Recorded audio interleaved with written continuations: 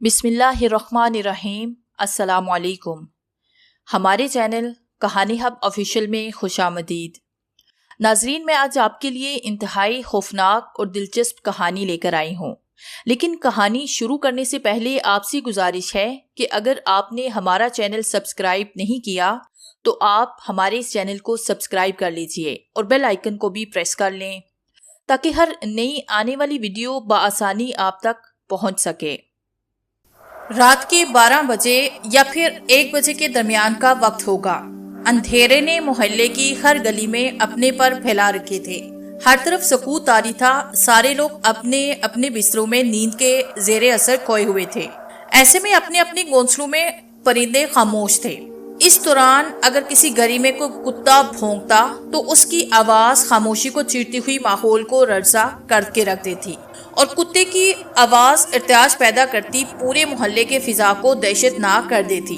वहीं एक इमारत के ऊपरी मंजिल में नरम नरम बिस्तर पे एक बहुत ही खूबसूरत लड़की मिसले नूर अपने ख्वाबों की दुनिया में इतनी खोई हुई थी कि उसे जरा सा भी इस बात का इल्म नहीं था कि इलाके के सारे लोग दहशत ज़दा होके अपने अपने बिस्तरों में दुबके पड़े हैं। लेकिन उसकी जुल्फों को कितनी आज़ादी हासिल थी कि हवा के झोंके का खिड़की से अंदर दाखिल होते ही वो उस हसीन दोशीज़ा के चेहरे पे फैल जाती।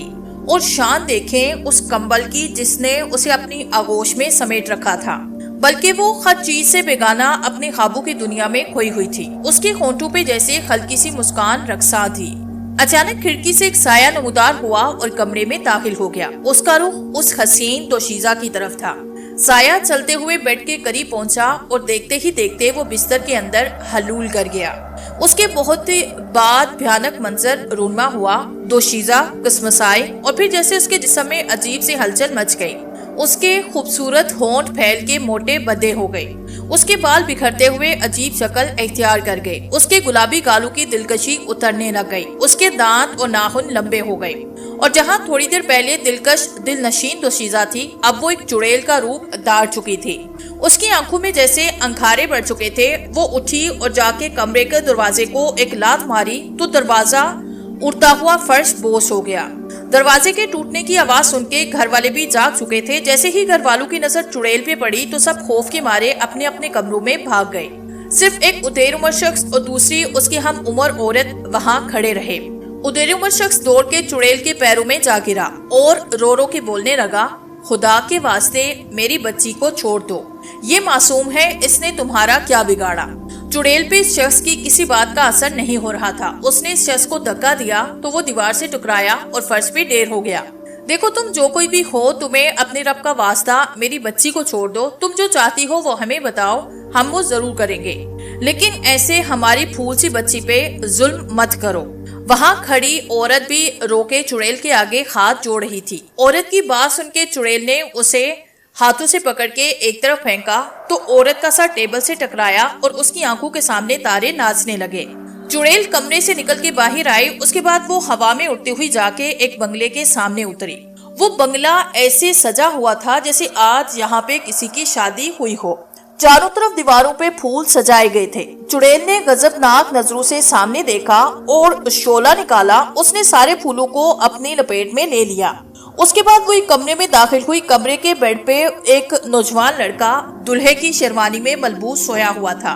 चुड़ैल गुस्से से उसकी तरफ लिपकी और अपने तेज नाखून उसके गले में गाड़ दिए। नौजवान की आंखें फटने लगी। उसने बहुत हाथ मुंह चलाए लेकिन कुछ फायदा ना हुआ। आखिरकार नौजवान जिंदगी की जंग हार गया और उसकी रूह परवास हो गई। चुड़ैल के होंठों पे शैतानी मुस्कुराहट फैली और वो धुएं में गायब हो गई। 2010 शुरू हो चुका था। हर साल की तरह इस साल भी इस कॉलेज में ईद मिलन पार्टी बड़ी धूम धड़के और जोशो खरोश के साथ सेलिब्रेट की जा रही थी। Dear students, attention please. Announcer की आवाज सुन के सारे स्टूडेंट स्टेज की तरफ मुतवज्जे हो गए। नाउ फाइनली अब आपके सामने पेशे खिदमत वो आवाज जिसका आपको बेसब्री से इंतजार था, फराज अली इम्तियाज। अनाउंसर की बात मुकम्मल होते ही हर तरफ तालियां गूंजने लगी। फिर फराज स्टेज पे पहुंचा और गाना शुरू हुआ। उसकी सुरीली आवाज हर लड़की के दिल को छू रही थी। वो अपनी आवाज की तरह खुद भी इंतहाई खूबसूरत था। कॉलेज की हर लड़की उसे अपना बनाना चाहती थी, लेकिन वो इन चीजों से दूर रह के सिर्फ अपनी स्टोरी और اپنی آواز کو بہتر سے بہترین دن بنانے کی کوشش کرتا رہتا تھا۔ اس کا گانا ختم ہوا تو پھر بھرپور تالیوں سے ہال گونج اٹھا۔ فراز ہال سے نیچے اترا تو اس کے موبائل کی رنگ بجی۔ اس نے موبائل کو دیکھا تو اسکرین پہ وہی نمبر دیکھ کے پریشان ہو گیا۔ اس نے کال اٹینڈ کر کے موبائل کان سے لگا کے ہیلو ہیلو کہا، لیکن دوسری طرف سے کال کاٹی جا چکی تھی۔ دراصل بات یہ تھی کہ کچھ دنوں سے کوئی فراز کو بہت ہی زیادہ تنگ کر رہا تھا۔ کبھی اس نمبر سے مس کالز آتی تو کبھی میسیج میں لو یو اور مس یو جیسی تحریریں لکھی ہوتی تھی۔ کوئی اپنی محبت کا اظہار کرنا چاہتا تھا۔ جب فراز اس نمبر پہ کال کرتا تو دوسری طرف سے کال ریجیکٹ کر دی جاتی۔ اس بات کو لے کے وہ کافی حد تک پریشان تھا۔ اس کے خاص دوست بلال اور فائزہ تھے جو کہ اس کے کلاس فیلوز تھے۔ انہوں نے بھی فراز کی مدد کی لیکن کچھ پتا نہ چلا۔ ابھی وہ حیران پریشان، ریاست کے بے چین سلطان، کیا بات ہے اتنے حسین ماحول میں بھی منہ لٹکایا ہوا ہے؟ بلال نے قریب آ کے فراز کی حالت دیکھ کے پوچھا۔ بس یار اس بات کو لے کے پریشان ہوں، فراز نے مایوسی سے کہا۔ ابھی تو فکر کیوں کرتا ہے؟ ہوگا کوئی اپنے دوستوں میں سے جو کہ تم سے مذاق کر رہا ہوگا، بلال نے اسے دلاسا دیتے ہوئے کہا۔ شاید تم ٹھیک کہہ رہے ہو، فراز نے اطمینان کا سانس لیتے ہوئے کہا، اور پھر وہ دونوں کلاس کی طرف بڑھ گئے۔ کلاس میں فراز، بلال اور فائزہ کی سیٹیں ساتھ ساتھ تھی۔ فراز صاحب کچھ پتا چلا اس نمبر کے بارے میں؟ فائزہ نے پوچھا۔ نہیں یار، لیکن میں جلدی پتا لگا لوں گا، فراز بغور فائزہ کی طرف دیکھتے ہوئے بولا۔ وہ کیسے؟ فائزہ نے حیرانی سے پوچھا۔ بس ہے ایک میجک میرے پاس، فراز نے مسکراتے ہوئے کہا۔ اوکے، اگر تمہیں پتا چلے تو مجھے بھی ضرور بتانا، فائزہ نے کہا تو فراز نے مسکراتے ہوئے سر کو ہلا دیا۔ تم لوگ یہیں رکو، میں واش روم سے ہو کے آتی ہوں، فائزہ بول کے چلی گئی، لیکن وہ اپنا موبائل وہیں پہ چھوڑ گئی تھی۔ یار کہیں تمہیں تنگ کرنے والی لڑکی فائزہ تو نہیں؟ بلال نے اچانک کہا۔ نہیں یار، وہ ایسا بلا کیوں کرے گی؟ فراز نے حیران ہوتے ہوئے کہا۔ میں نے کہا تھا کہ تمہیں کوئی دوست تنگ کر رہا ہے، اور فائزہ بھی تو اپنے دوستوں میں سے ہے۔ تو ایسا کر، وہ اپنا موبائل بھول گئی ہے، تو اس کے موبائل سے خود کے موبائل پہ کال کر، سارا سچ سامنے آ جائے گا۔ بلال کی بات سن کے فراز کچھ سوچنے کے بعد فائزہ کے موبائل سے خود کے موبائل پہ کال کی تو رنگ رہ گیا۔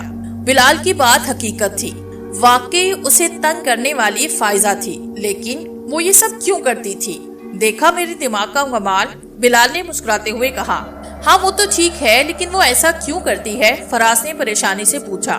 یار یہ تو اس سے پوچھ، مجھے کیا پتا، بلال نے وہاں سے جاتے ہوئے کہا۔ فراز دوسری رات فائزہ کے بارے میں سوچتا رہا۔ اب تو اس کے دل میں بھی فائزہ کے لیے محبت جھاگ اٹھی تھی۔ اگلے دن فراز کالج گیا تو اسے فائزہ کہیں نظر نہ آئی۔ آخر تھوڑا ڈھونڈنے کے بعد وہ لائبریری میں بیٹھی ہوئی مل گئی۔ کہتے ہیں کہ چور کتنا بھی چالاک ہو لیکن کوئی نہ کوئی ثبوت چھوڑ ہی جاتا ہے، فراز نے فائزہ کے برابر بیٹھتے ہوئے کہا۔ کیا چوری ہو گیا تمہارا؟ فائزہ نے پوچھا۔ میرا دل چوری ہو گیا، وہ تلاش کر کے دو مجھے، فراز نے پرجوش انداز میں کہا۔ واہ جی واہ، آج شریف صاحب بڑے رومانٹک موڈ میں لگ رہے ہیں، فائزہ نے فراز کی جانب دیکھتے ہوئے کہا۔ ہم شریف کیا ہوئے، پوری دنیا ہی بدماش بن گئی، فراز نے شاہ رخ کا ڈائلاگ دہرایا۔ دراصل مجھے موبائل پہ تنگ کرنے والا اور مس کالز دینے والا چور مل گیا ہے، یہ اچھا ہوا۔ کون تھا وہ؟ فائزہ نے بے چینی سے پوچھا۔ تھا نہیں تھی، وہ ایک لڑکی ہے، فراز نے جواب دیا۔ اچھا، کون ہے وہ؟ فائزہ نے جلدی سے پوچھا۔ بس ایک ہے، چوہے جیسی ناک والی، اس کے ہاتھی جیسے کان اور آلو جیسی آنکھیں، فراز نے باتیں بناتے ہوئے کہا۔ دیکھو تم اس کے بارے میں ایسے مت بولو، فائزہ نے برا سا منہ بناتے ہوئے کہا۔ کیوں؟ تمہیں کیوں برا لگ رہا ہے؟ فراز نے اسے چراتے ہوئے کہا۔ بس مجھے لڑکیوں کی بے عزتی پسند نہیں، فائزہ نے بات بناتے ہوئے کہا۔ لڑکیوں کی یا خود کی؟ فراز نے اس کی آنکھوں میں دیکھتے ہوئے کہا۔ کیا مطلب خود کی؟ فائزہ نے چونکتے ہوئے کہا۔ مجھے سب پتہ چل چکا ہے، اس لیے اب چھپانے کی کوئی ضرورت نہیں، فراز نے پرجوش لہجے میں کہا۔ تم کیا بول رہے ہو؟ میری سمجھ میں کچھ نہیں آ رہا، فائزہ نے انجان بنتے ہوئے کہا۔ تبھی فراز نے اپنے موبائل سے فائزہ کے موبائل پہ کال کی تو فائزہ نے شرمندہ ہو کے نظریں جھکائی کیونکہ اس کی چوری پکڑی جا چکی تھی۔ اب بتاؤ کیوں کرتی ہو تم ایسے؟ فراز مسکراتے ہوئے پوچھنے لگا۔ وہ کیا ہے کہ میں تمہیں تنگ کرنا چاہتی تھی، فائزہ نے بات بناتے ہوئے کہا۔ کیا تم صرف مجھے تنگ کرنا چاہتی تھی؟ میں تو کچھ اور سمجھا تھا، خیر اگر تم صرف تنگ کرنا چاہتی تھی تو میں چلتا ہوں۔ یہ بول کے فراز وہاں سے جانے لگا تو فائزہ جلدی اٹھی اور فراز کا ہاتھ پکڑا اور بولی، آئی لو یو فراز، میں تم سے بہت پیار کرتی ہوں اور میں اپنے دل کا اظہار نہیں کر پائی، اس لیے تمہیں موبائل پہ میسیجز اور کالز کیا کرتی تھی۔ یہ سن کے فراز مورا فائزہ کو باہوں میں لیا اور بولا تو کیا میں تم سے کم محبت کرتا ہوں؟ I love you too۔ وہ دونوں تھوڑی دیر اسی پوزیشن میں کھڑے رہے، پھر فائزہ بولی مجھے چلنا چاہیے، کوئی دیکھ لے گا تو۔ وہ بول کے چلی گئی۔ فراز باہر نکلنے کے لیے جیسے ہی باہر مڑا اس کے منہ پہ زوردار گھونسا پڑا تو وہ نیچے جا گرا۔ اسے مارنے والے کی جانب دیکھا تو وہاں زبیر کھڑا تھا۔ زبیر اس کالج کا آوارہ لڑکا تھا اور کالج کی لڑکیوں کو گندی نظروں سے دیکھتا تھا اور خود کو فائزہ کا دیوانہ سمجھتا تھا۔ ابے سالے تیری اوقات کیا ہے میری فائزہ پہ اپنی گندی نظر ڈالنے کی؟ زبیر نے فراز کو کالر سے پکڑتے ہوئے کہا میں اس سے پیار کرتا ہوں اور وہ مجھ سے۔ فراز کی بات ادھوری رہ گئی۔ اس سے پہلے کہ وہ اپنی بات پوری کرتا اس کے منہ پہ ایک لات پڑی، وہ اٹھتا ہوا دور جا گرا۔ اس کے بعد زبیر اسے اور بھی مارتا، لیکن بلال نے وہاں آ کے زبیر کے ہاتھ پکڑ لیے۔ زبیر پلیز اسے چھوڑ دو، یہ نادان ہے، میں اسے سمجھاؤں گا، یہ آئندہ ایسا نہیں کرے گا، بلال نے زبیر کو سمجھاتے ہوئے کہا۔ اس کے بعد زبیر نے بلال کو کالر سے پکڑا اور بولا اوئے کن کھجورے، اپنے اس کمینے دوست کو سمجھانا، آگے اگر اس نے فائزہ کی طرف دیکھا بھی تو میں اس کی آنکھیں پھوڑ دوں گا، فائزہ صرف میری ہے۔ یہ بول کے زبیر وہاں سے چلا گیا۔ پھر فراز اور بلال دیکھتے رہ گئے۔ ویسے فراز خار مارنے والوں میں سے نہیں تھا، اس نے فائزہ کی محبت دن بدن پرمان چڑھتی گئی، یہاں تک کہ ایک دن فراز نے فائزہ کو شادی کے لیے بھی کہہ دیا۔ ایک دم سے شادی کا سن کے فائزہ گھبرا گئی، پھر بولی ٹھیک ہے میں تمہیں بتاؤں گی، تم اس دن اپنے والدین کو میرے گھر بھیجنا۔ اور یہ سن کے فراز مسکرا دیا۔ امتیاز احمد شریف انسان تھے، اللہ نے انہیں بہت ساری دولت سے نوازا تھا اور اس کے ساتھ خوبصورت بچے نجمہ اور ساتھ میں ایک سمجھدار بیٹا فراز۔ وہ بڑا ہی ہنسمکھ زندگی گزار رہا تھا۔ ایک دن امتیاز احمد اور نجمہ بیٹھے آپس میں باتیں کر رہے تھے کہ وہاں فراز آ کے بیٹھ گیا۔ کیا بات ہے بیٹا، کافی خوش نظر آ رہے ہو، امتیاز احمد نے فراز کی طرف دیکھتے ہوئے کہا۔ وہ ابو دراصل بات یہ ہے کہ اب امی بیچاری اکیلے کام نہیں کر سکتی، امی کے بھلے کے لیے کیوں نہ گھر میں بہو لے آئیں۔ فراز نے اپنا مقصد ایسے اجاگر کیا۔ تم کہنا کیا چاہتے ہو؟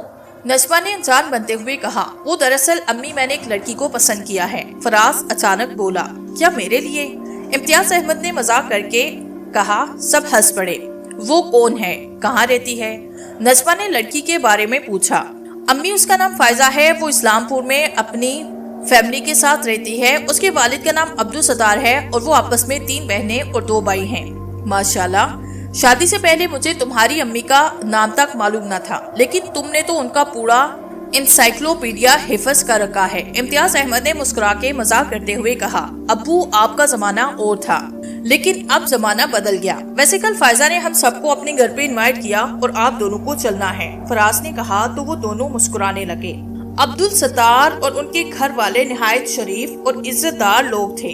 ان کی فیملی میں 3 بیٹیاں اور 2 بیٹے تھے۔ فائزہ ان کی سب سے چھوٹی بیٹی اور ان کی بیوی سرمینہ بیگم بھی نہایت خاندانی عورت تھی۔ عبدالستار ہمیشہ آنکھوں والا کالا چشمہ لگا کے رکھتے۔ گھر والوں سے تو انہوں نے کہہ رکھا تھا کہ میری ایک حادثے میں آنکھ جا چکی ہے اور یہ حادثہ ان کے ساتھ ان کی شادی سے پہلے کا تھا۔ عبدالستار نے اپنے دونوں بیٹوں کی تو شادی کر دی تھی، لیکن اپنی تینوں بیٹیوں کی شادی نہیں کر رہے تھے۔ فائزہ تو کچھ چھوٹی تھی، لیکن دونوں بڑی بیٹیاں جوانی سے ہٹ کے بڑھاپے میں قدم رکھ رہی تھی۔ اگر کوئی عبدالستار سے اس معاملے میں بات کرتا تو وہ کچھ نہ کچھ کہہ کے ٹال دیتے۔ آج فائزہ نے عبدالستار سے صرف یہ کہا تھا کہ اس کا ایک دوست اور اس کی فیملی ہمارے ہاں آ رہے ہیں، یہ نہیں بتایا کہ وہ رشتے کی بات کرنے آ رہے ہیں۔ اگر وہ ایسا کچھ کہتی تو عبدالستار اس سے ناراض ہو جاتے۔ کچھ دیر بعد عبدالستار کے بنگلے کے سامنے ایک شاندار کار آ کے رکی۔ اس میں سے پہلے امتیاز احمد اور ان کی بیوی نجمہ اترے اور پھر فراز اور بلال اترے۔ عبدالستار نے ان کا بڑے ادب و احترام سے استقبال کیا، انہیں شان سے گھر میں بٹھایا، ان کی آؤ بھگت کی گئی۔ کھانے کے بعد آخر امتیاز احمد اصلی ٹاپک پہ آ ہی گئے۔ دیکھیں عبدالستار صاحب، فراز ہمارا اکلوتا بیٹا ہے، آج تک اس نے منہ سے چاہے چھوٹی چاہے بڑی بات نکلی ہو ہم نے سب پوری کی، آج ہمیں آپ کے گھر لے آیا۔ دراصل بات یہ ہے کہ ہمارا بیٹا آپ کی بیٹی فائزہ کو پسند کرتا ہے اور امید ہے کہ فائزہ کی بھی مرضی ہوگی، لہٰذا ہم آپ کی بیٹی کا رشتہ۔ ابھی امتیاز صاحب کی بات آدھی ہی رہی تھی کہ عبدالستار بیچ میں بول پڑے۔ امتیاز صاحب، آپ ہمارے مہمان ہیں اور ہم نے آپ کو مہمان سمجھ کے گھر میں داخل ہونے دیا۔ اگر ہمیں آپ کے آنے کا مقصد پتا ہوتا تو آپ ابھی تک یہاں موجود نہ ہوتے۔ عبدالستار غصے میں بولے۔ لیکن آپ ایسا کیوں کر رہے ہیں؟ کیوں دو دلوں کے آپس میں ملنے سے پہلے آپ انہیں توڑنا چاہتے ہیں؟ امتیاز احمد نے نرمی سے کہا، کیا صحیح ہے اور کیا غلط میں آپ سے بہتر جانتا ہوں، آپ مجھے نہ سمجھائیں تو بہتر ہوگا۔ عبدالستار نے بیزاری سے کہا، کم سے کم آپ تو کچھ کہیں۔ نجمہ نے زرینہ بیگم کی طرف التجا بھری نظروں سے دیکھتے ہوئے کہا، مجھے کچھ کہنے کی ضرورت نہیں ہے، میرے شوہر بالکل صحیح کہہ رہے ہیں، ہم نے اپنی بیٹیوں کی شادی نہ کرنے کی قسم کھا رکھی ہے۔ دیکھیں، ہماری دو بیٹیاں بڑھاپے کی دہلیز پہنچ چکی ہیں، لیکن ہم نے ان کی بھی شادی نہیں کی۔ زرینہ بیگم کی عبدالستار کی زبان بول رہی تھی، خدا کے لیے آپ یہاں سے جا سکتے ہیں، اللہ حافظ۔ عبدالستار نے بات ختم کرتے ہوئے ان کے سامنے ہاتھ جوڑ دیے۔ امتیاز احمد کو بہت زیادہ دکھ پہنچا۔ انہوں نے نجمہ کو اٹھنے کا اشارہ کیا جس کی آنکھوں میں آنسو تھے، اور پھر فراز کو ہاتھ سے پکڑ کر لے جانے لگے۔ فراز کی نظریں صرف فائزہ پہ ٹکی ہوئی تھی جو کہ آنسو بہا رہی تھی۔ جب یہ سب باہر نکلے تو فراز نے گھر جانے سے انکار کیا۔ دیکھو بیٹا، تمہارے سامنے تمہاری پوری زندگی پڑی ہے، یوں کسی کے لیے اپنی زندگی برباد مت کرو۔ اپنے بارے میں نہ صحیح کم سے کم ہمارے بارے میں تو سوچو، امتیاز احمد نے فراز کو سمجھاتے ہوئے کہا۔ بس ابو، مجھے فائزہ سے کچھ سوالات پوچھنے ہیں، جیسے ہی مجھے ان سوالوں کے جواب ملیں گے میں وعدہ کرتا ہوں تب میں گھر ضرور آؤں گا۔ فراز نے اپنے آنسو پوچھتے ہوئے کہا، ٹھیک ہے بیٹا، ہمیں تم پہ ناز ہے، اپنا خیال رکھنا۔ امتیاز احمد نے یہ بول کے گاڑی سٹارٹ کی۔ نجمہ اور بلال ایک بار فراز کو دیکھ کے مسکرائے اور ہاتھ ہلا دیے۔ اس کے بعد فراز نے گھر میں داخل ہونے کی کوشش کی، جو گیٹ پہ کھڑے گارڈز نے سختی سے روک دیا۔ آخر فراز گھر کے سامنے ایک نیم کے درخت کے نیچے بیٹھ گیا۔ اسے بیٹھے بیٹھے پورا دن گزرا، لیکن کوئی اس سے حال تک پوچھنے نہیں آیا۔ سارے گھر والوں کو فراز کا احساس تھا، لیکن عبدالستار کے ڈر سے کوئی اپنی زبان نہیں کھولتا تھا، یہاں تک کہ فائزہ بھی اپنے والد کے ڈر سے چپ تھی۔ جیسے ہی سورج نے اپنا چہرہ آسمان میں چھپایا، آسمان پہ بادل جمع ہونا شروع ہو گئے۔ دیکھتے ہی دیکھتے زوردار بارش شروع ہو گئی۔ ایک تو سردی کا موسم، اوپر سے بارش۔ فراز درخت کے نیچے کانپ رہا تھا، وہ پورا بھیگ چکا تھا، اسے انتہائی سردی لگ رہی تھی، لیکن وہ اپنی جگہ سے ہل نہیں رہا تھا۔ ادھر فائزہ اپنے کمرے کی کھڑکی سے فراز کا حال دیکھ کے روئی جا رہی تھی۔ روتے روتے پتہ نہیں کب اس کی آنکھ لگ گئی۔ رات کے 12:30 کے قریب عبدالستار پانی پینے کے لیے اٹھے۔ کھڑکی سے دیکھا کہ فراز ابھی وہیں بیٹھا بھیگ رہا تھا۔ عبدالستار نے کچھ سوچا اور وہاں سے چھاتا نکالا اور کمرے سے باہر نکل آئے۔ انہوں نے گیٹ کھولا۔ فراز عبدالستار کو اپنی طرف آتا دیکھ کے حیران ہو گیا۔ عبدالستار اس کے پاس آئے اور اسے بازو سے پکڑ کر گھر کے اندر کھینچ کر لے آئے۔ کمرے کے اندر داخل ہو کے عبدالستار نے آگ جلائی، فراز کو اس کے قریب بٹھایا۔ اس کے بعد انہوں نے ایک تولیہ نکال کے فراز کو دیا، جس سے فراز نے سر پونچھا۔ پھر عبدالستار ایک کرسی کھینچ کے فراز کے قریب بیٹھ گئے۔ بہت ضدی ہو تم، آسانی سے ہار مارنے والوں میں سے تم نہیں ہو۔ اگر میں تمہیں لینے نہیں آتا تو وہاں تم سردی کی وجہ سے صبح تک مر چکے ہوتے، عبدالستار نے کہا، اور فراز چپ تھا۔ کیا لگتا ہے تمہیں کہ ایسے بیٹیوں کو گھر میں بٹھا کے مجھے اچھا لگتا ہے؟ اب تم ہی بتاؤ، دنیا میں ایسا کون سا باپ ہوگا جو چاہتا ہوگا کہ اس کی بیٹی کی شادی نہ ہو؟ لیکن میں وہ واحد باپ ہوں جو ایسا ہی سوچتا ہے۔ عبدالستار کے بولتے ہوئے اس کی آنکھوں میں آنسو آ گئے۔ لیکن آپ یہ سب کیوں کر رہے ہیں؟ اس کی کیا وجہ ہے؟ فراز نے پوچھا۔ وجہ ہے، اور ایک بہت بڑی وجہ ہے۔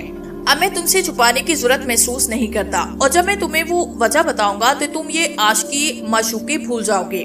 حقیقت بات یہ ہے کہ جب بھی میں اپنی کسی بیٹی کی شادی کسی سے کروانا چاہتا ہوں تو اس کے ہونے والے شوہر کا خون ہو جاتا ہے۔ عبدالستار نے افسردہ اور نہ معقول سے کہا۔ یہ آپ کیا کہہ رہے ہیں؟ خون؟ فراز نے حیرت سے اچھلتے ہوئے کہا۔ بالکل ٹھیک سنا تم نے، خون، اور پتا ہے ان کا خون کون کرتا ہے؟ میری بیٹیاں، عبدالستار نے دکھ بھرے انداز میں کہا، اور یہ سن کے فراز جیسے اچھل پڑا۔ آپ کیا کہہ رہے ہیں؟ میری سمجھ میں تو کچھ نہیں آ رہا، فراز نے نہ سمجھنے والے انداز میں کہا۔ میں سمجھتا ہوں، تمہیں کیا لگتا ہے کہ میں نے اپنی بیٹیوں کی شادی کرنے کی کوشش نہیں کی؟ سب سے پہلے میری بڑی بیٹی مریم کی جس دن شادی تھی، اسی دن مریم کا دولہا گاڑی کی پٹری پہ مردہ پایا گیا۔ کسی کو پتہ نہ چلا اس کے ساتھ ہوا کیا۔ تو کیا وہ خون مریم نے کیا تھا؟ فراز نے سوال کیا۔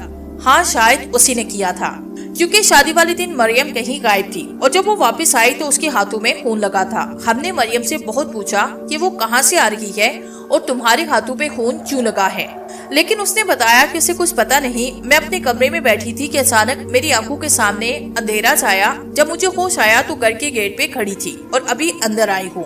میرے ہاتھوں پہ خون لگا ہے، مجھے کچھ نہیں پتا۔ عبدالستار اپنی سٹوری سنائے جا رہے تھے۔ तब तो हमें कुछ पता न चल सका, लेकिन जब हमने दूसरी बेटी कलसूम की शादी की तब शादी वाले दिन कलसूम की हालत हमारी आंखों के सामने बदलने लगी। हमारे देखते ही देखते वो एक चुड़ैल के रूप में आई। उसने उसका पीछा किया, अपने होने वाले शोहर को घर में दाखिल हुई, अपने नुकीले दांत अपने होने वाले शोहर के गले में गाड़े। थोड़ी देर के बाद कलसूम अपनी असल हालत में आई तो हमने उससे पूछा, लेकिन उसने भी मरियम वाली बात बताई, आंखों के सामने अंधेरा छाने वाली बात। तो अब अगर आप फायजा के साथ मेरी शादी कराएंगे तो मैं भी मार दिया जाऊंगा। फराज जो हैरत से अब तक अब्दुल सत्तार की कहानी सुन रहा था, उसने कहा, फायजा की हम मंगनी कर चुके हैं। अब्दुल सत्तार इत्मीनान से बोले, क्या मंगनी? फराज उछलते हुए चौंका। हाँ, फायजा की हमने मंगनी 2 साल पहले की थी, उसके साथ भी वही हुआ। उसका होने वाला शोहर मंगनी वाली रात ही मार दिया गया। जिस रात मंगनी हुई उसी रात फायजा भी उस चुड़ैल की शक्ल में आ गई। मैंने और मेरी बीवी सरमीना बेगम ने उसके पांव पकड़े कि हमारी बच्ची को छोड़ दो, हम इसके आगे गिड़गिड़ाए, लेकिन उसने हमारी एक न सुनी और मुझे धकेलते हुए वहाँ से निकल गई। अगले दिन दुल्हा हमारी आंखों के सामने मुर्दा पाया गया। बस इसलिए बेटा मैं इतना बदनसीब हूँ कि अपनी बेटियों की शादी नहीं कर रहा। अब तुम्हारे लिए बेहतर यही है कि ये घर छोड़ के यहाँ से चले जाओ। अब्दुल सत्तार ने सिसकते हुए फराज के सामने अपने हाथ जोड़े। नहीं अंकल, मेरी मोहब्बत इतनी कमजोर नहीं कि मैं डर की वजह से पीछे लौट जाऊं। मैं अब फायजा के साथ शादी करने के लिए तैयार हूँ। फराज ने पुजकी लहजे में कहा, देखो तुम नादान हो, कुछ नहीं समझ रहे। अब्दुल सत्तार ने फराज को समझाते हुए कहा, मैं सब कुछ समझ रहा हूँ अंकल, अभी मैं चलता हूँ और आगे क्या करना है मैं आपको इन्फॉर्म करूँगा। सुबह हो चुकी थी। फराज ने वहाँ से उठते हुए कहा और घर आया और अब्दुल सत्तार फराज को देखते रह गए। फराज ने घर जाके मनोन सब कुछ इम्तियाज अहमद को बताया। ये सब सुन के इम्तियाज अहमद बड़े हैरान हुए। इसके बाद वो बोले, मुझे ये सब किसी असेब का चक्कर लगता है, किसी बदरू का चक्कर लगता है। मेरे जाने वाले एक बुजुर्ग हैं, बड़े ही पहुंचे हुए, वो हर किसी की तकलीफ दूर करते हैं और कोई फीस वगैरह नहीं लेते। हम अब्दुल सत्तार को उनके पास ले जाएंगे। इम्तियाज अहमद की बात सुन के फराज मुस्कुराया। अगले दिन इम्तियाज अहमद, फराज और बिलाल अब्दुल सत्तार के सामने खड़े थे और गार्ड उनको रोक रहा था कि अब वहाँ अब्दुल सत्तार पहुँच गए। क्या अब हम इतने बुरे हो गए कि आप हमें रोक रहे हैं? इम्तियाज अहमद ने अब्दुल सत्तार से शिकायत की। आने दो इन्हें। अब्दुल सत्तार ने गार्ड्स को हुक्म दिया। अब्दुल सत्तार उन तीनों को अपने गेस्ट रूम में ले गया। भाई साहब, अगर ऐसी कोई बात थी तो आप हमें उसी दिन बता देते, हम आपको गलत समझ रहे थे। इम्तियाज अहमद ने मुस्कुराते हुए पूछा, देखिए आप लोगों के हक में यही बेहतर है कि आप शादी की बात को खत्म करके अपनी जिंदगी खुशी से जिएं और फराज के लिए कोई अच्छी लड़की तलाश करें। अब्दुल सत्तार ने उन्हें समझाते हुए कहा, नहीं मेरे दोस्त, आज हम शादी की बात करने नहीं बल्कि आपकी परेशानी दूर करने आए हैं। इम्तियाज अहमद ने लंबा सांस खींचते हुए कहा, कैसी परेशानी? अब्दुल सत्तार ने हैरानगी से पूछा, वही परेशानी जो आपको अंदर ही अंदर खाई जा रही है। आपकी बेटियों के साथ ऐसा क्यों होता है? इसलिए हम आपको एक बुजुर्ग के पास ले जाने के लिए आए हैं जो इंशाल्लाह आपकी परेशानी दूर फरमा देंगे। अब्दुल सत्तार पहले तो जाने के लिए राजी न हो रहे थे, लेकिन इम्तियाज अहमद के जोर देने पे आखिर मान गए। सैयद फरमान शाह अल्लाह के बरगजीदा बंदे थे जो कि लोगों की तकलीफ रूहानी इलाज से दूर फरमाते थे। आज उनके असारे पे लंबी लाइन लगी थी और एक तरफ इम्तियाज अहमद वगैरह लाइन खत्म होने का इंतजार कर रहे थे।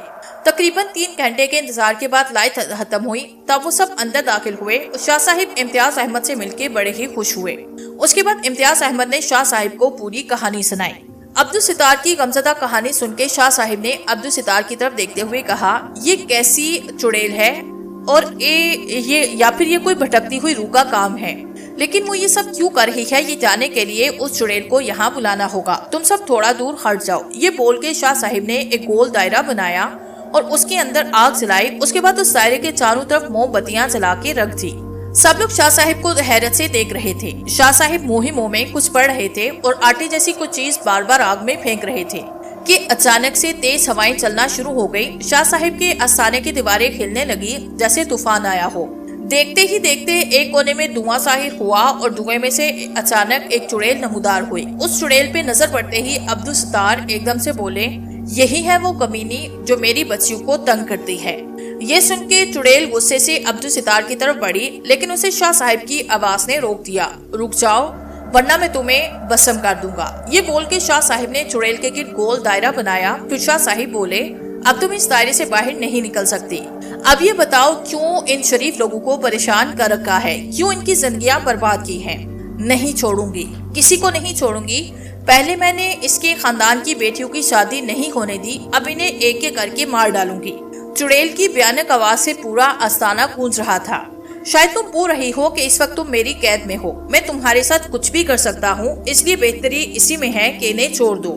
شاہ صاحب چڑیل سے غصے میں مخاطب ہوئے۔ نہیں چھوڑوں گی، جیسے اس نے میری زندگی برباد کی ایسے میں اسے برباد کر دوں گی، چڑیل نے چیختے ہوئے کہا۔ کیا کیا اس نے تمہارے ساتھ؟ کھل کے بتاؤ، شاہ صاحب نے چڑیل سے پوچھا۔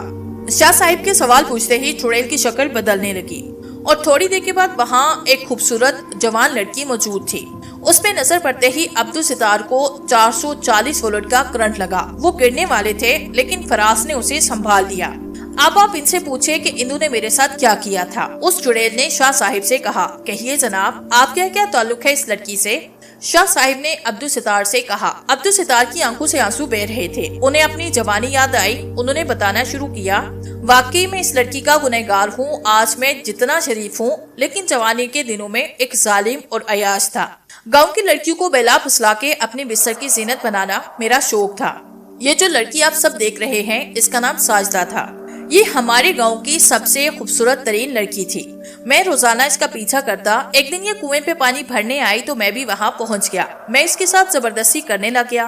اچانک اس کے ہاتھ میں کہیں سے ایک پتھر آیا۔ اس نے وہ پتھر مجھے پھینک کے مارا جو سیدھا میری آنکھ میں لگا اور میں ایک آنکھ سے محروم ہوا۔ اور میں آج تک اپنے گھر والوں کو یہی بتاتا رہا کہ میری آنکھ ایک حادثے میں ضائع ہو گئی تھی۔ خیر، اپنی آنکھ کھونے اور اپنی بے عزتی کا بدلہ لینے کے لیے میں تڑپ رہا تھا۔ ایک دن مجھے موقع ملا، میں نے کہا اگر یہ میری نہ ہوئی تو کسی اور کی بھی نہیں ہو سکتی، اور زور زبردستی اپنے آدمیوں کے ساتھ اسے اغوا کر لیا۔ اس کے بعد کیا ہوا میں نہیں بتا سکتا، آپ لوگ سمجھ سکتے ہیں۔ جب جذبات کا طوفان ختم ہوا تو میں نے اس سے کہا اب تمہارا زندہ رہنا میرے لیے مشکل ثابت ہوگا، اس لیے خدا حافظ۔ یہ کہہ کے میں نے اس کا گلا دبا کے اسے ختم کیا اور ایک درخت کے نیچے گڑا کھود کے دفن کر دیا۔ بس یہی میری کہانی ہے، اور جس طرح میں نے اس کی شادی کو برباد کیا، ایسے اس نے بدلہ لے کے میرے بیٹیوں کی شادی کو برباد کیا۔ اتنا کہہ کے عبدالستار ہچکیوں سے رونے لگے، اور وہاں پہ شاہ صاحب سمیت دیگر لوگ بھی عبدالستار کو دیکھ کے حیران رہ گئے۔ بہت برا ہوا تمہارے ساتھ، بہت برا ہوا۔ یہ سن کے دکھ ہوا جو انہوں نے تمہارے ساتھ کیا وہی تم ان کی بیٹیوں کے ساتھ کر رہی ہو، اور ایسے حساب برابر۔ دیکھو عبدالستار اپنی غلطی مان رہے ہیں، انہیں سزا مل چکی ہے، اب ان کا پیچھا چھوڑ دو، شاہ صاحب نے چڑیل کو سمجھاتے ہوئے کہا۔ ٹھیک ہے شاہ صاحب، آپ کہتے ہیں تو میں مان لیتی ہوں، لیکن میری روح کو تب سکون ملے گا جب میری ہڈیاں فلاں درخت کے نیچے سے نکال کے نماز جنازہ پڑھ کے دفن کر دیں۔ اور یہ سن کے شاہ صاحب بولے ٹھیک ہے ہم کر دیں گے، پہلے تم وعدہ کرو کہ تم انہیں تنگ نہیں کرو گی۔ یہ سن کے ساجدہ کی آتما نے وعدہ کیا اور شاہ صاحب نے اسے وہاں سے جانے دیا۔ اس کے بعد شاہ صاحب بولے کل آپ لوگ اور فائزہ کا نکاح کریں، اس میں فائدہ ہے، اور میں وعدے کے مطابق کفن دفن کا بندوبست کروں گا۔ یہ سن کے فراز کے منہ پہ خوشی پھیل گئی۔ ادھر فراز اور فائزہ کے نکاح کے تیسرے دن ہر طرف خوشیوں کا ڈنکا بج رہا تھا۔ عبدالستار کا گھر سجایا گیا تھا، بہت خوش تھے کیونکہ آج فائزہ کی رخصتی تھی۔ سب کو بارات کا انتظار تھا کہ اتنے میں بارات آئی۔ سب کچھ چیختا چل رہا تھا کہ اچانک گونجدار آواز آئی رک جاؤ۔ سب کی نظریں ایک طرف اٹھ گئیں۔ وہاں پہ فراز کے کالج کاٹپوری زبیر کھڑا تھا۔ اس کے ہاتھ میں 2 پسٹل تھے۔ اس کے ساتھ 6 یا 7 نقاب پوش ہتھیاروں سمیت دائرہ بنا کے کھڑے تھے۔ ابے او چھچھندر، میں نے تیرے کو سمجھایا تھا نا کہ فائزہ صرف میری ہے، لیکن شاید میری بات تیرے بیچے میں نہیں فٹ ہوئی۔ اب عزت سے یہاں سے بھاگ جا ورنہ میرے آدمی کی گولی سے تیرا جسم چھلنی ہو جائے گا۔ فراز نے زبیر کی دھمکی سنی۔ کچھ بھی کر لو، آج تو فائنل شادی ہو کے رہے گی، فراز نے جوش سے کہا۔ فراز کی بات سن کے زبیر اس کی طرف بھاگا اور زوردار لاغ فراز کو رسید کی تو وہ دور جا گرا۔ اچانک زبیر کی نظر فائزہ پہ پڑی جو شکل سے بدل رہی تھی۔ اس کا چہرہ بدلتے ہوئے ایک چڑیل کا روپ اختیار کر گیا۔ چڑیل کو دیکھ کے سب کی چیخیں نکل گئیں۔ زبیر کی آنکھیں پٹی جا رہی تھی۔ چڑیل نے منہ سے پھونک ماری تو سارے نقاب پوش اڑتے ہوئے باہر چلے گئے۔ اس کے بعد چڑیل نے ایک اشارہ کیا تو سارے نقاب پوشوں نے اپنے ہتھیار ایک دوسرے پہ رکھ کے ایک دوسرے کو گولیاں مارنے لگے اور سب ختم ہو گئی۔ اس کے بعد چڑیل نے زبیر کو گردن سے پکڑ کے اوپر پھینکا تو وہ اوپر کو ہو گیا اور پھر درام سے نیچے گرا اور چشمے زدن میں اس کا سر جسم سے الگ ہو گیا۔ تھوڑی دیر کے بعد فائزہ اپنی اصل حالت میں آئی۔ اب وہاں پہ ساجدہ کی روح ظاہر ہوئی۔ ساجدہ نے فائزہ کی طرف دیکھ کے مسکرایا اور بولی میں نے شاہ صاحب سے وعدہ کیا تھا کہ آپ لوگوں کو تنگ کرنے نہیں آؤں گی، لیکن یہ تو وعدہ نہیں کیا تھا نا کہ تم لوگوں کی مدد بھی نہیں کروں گی۔ عبدالستار نے ساجدہ کے آگے ہاتھ جوڑے اور معافی مانگنے لگے۔ تب وہ بولی، بس ٹھیک ہے، انسان غلطی کرتا ہے، لیکن جو غلطی کر کے سدھر جائے وہ اللہ کا پیارا ہوتا ہے۔ شاہ صاحب نے میری تدفین اور نماز جنازہ ادا کر دی۔ اب میں جا رہی ہوں، اب میں کبھی واپس نہیں لوٹوں گی۔ یہ بول کے وہ دھوئے میں غائب ہو گئی اور سبھی دیکھتے رہ گئے۔